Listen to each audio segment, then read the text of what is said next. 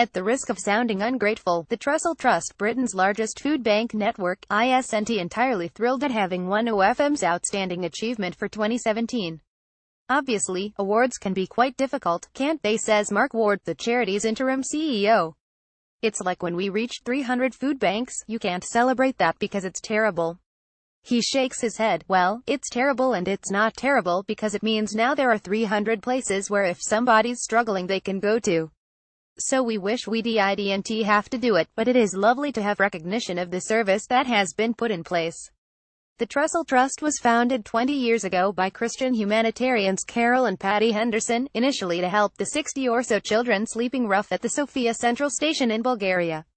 In 2000, while fundraising in their hometown of Salisbury, the Hendersons began to realize just how many people were going hungry closer to home. The Salisbury Food Bank opened in their garden shed and garage not long afterwards, offering 3 days of emergency supplies for locals who are experiencing a short-term crisis. Each year since, the Trussell Trust's network has expanded, and 2017 has found it busier than ever. Between April 2016 and March 2017, it handed out a record 1.2 million parcels from its 400-plus food banks, which, in turn, supply almost 1,400 distribution centres around the UK. Over the summer, demand became so high that 42 of its food banks began to run low on stock and had to make urgent appeals for food donations. To date, we've just about kept up with the demand, but this is the first year that we've seen some creaking in the system, admits Ward. One food bank in Taunton had a 67% increase in the number of people coming in. That's made what was a very straightforward supply and demand situation into something desperate. These figures have also put food banks firmly on the political agenda. When there were news reports in April and May of nurses not having enough money to eat, Theresa May was dismissive. There are many complex reasons why people go to food banks, she told Andrew Marr. Habitually, Conservatives connect the exponential growth of food banks between 2011 and 2014, a period where the Trussell Trust opened a new outpost every 3 days, to the decision taken by the coalition government in 2011 that allowed job centre staff to refer the needy for help.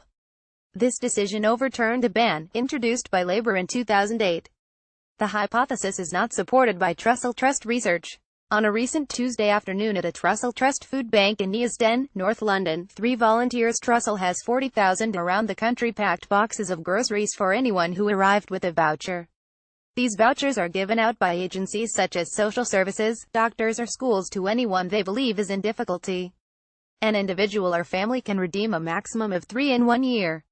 Each food parcel contains a range of non-perishable goods, a box of cornflakes, pasta, chickpeas and so on. But these essentials might be bolstered by some treats.